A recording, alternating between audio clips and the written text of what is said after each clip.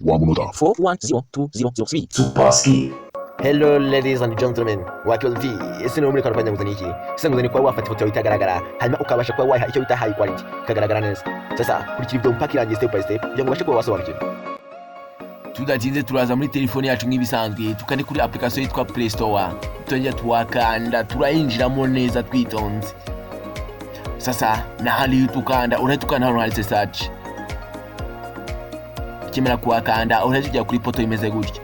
Sasa we na hali tukanda unatukanda hangaha,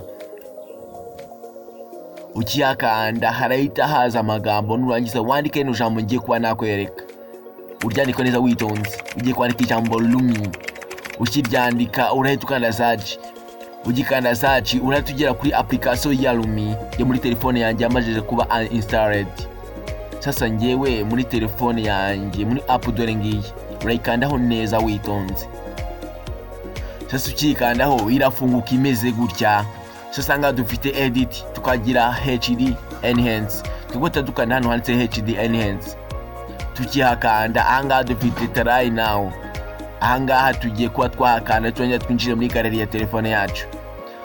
Ahangaha muri galeri dufite ifoto yacu itagaragara neza, tugiye kubasha kuba twayigaragaza neza izikeye ifite high quality mbese. Sasa ifoto yacu dore ngiyi tugiye kuba twayikandaho hanyuma turebe koko ese turabona ihe result cyangwa se turabona icyo gisubizo. Ifoto yacu turayikandaho neza twitonze.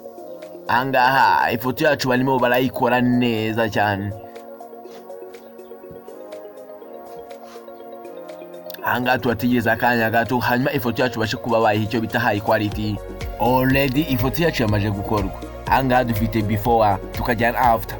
Sasa before murabona ko ifoto yacu nagikeye, after murabona ko ifoto yacu ifite high quality iragaragara neza cyane.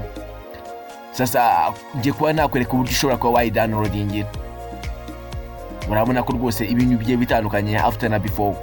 Foto yacu irakeye neza cyane. Sasa kuidownloading ukanda hano hari kano kamenyetso, ukiyakanda ifoto yacu ihitiza muri galeri ya telefone yacu. My friend is kanda subscribe.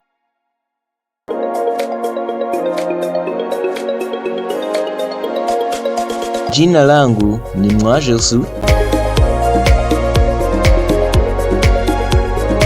Ndabakunda cyane.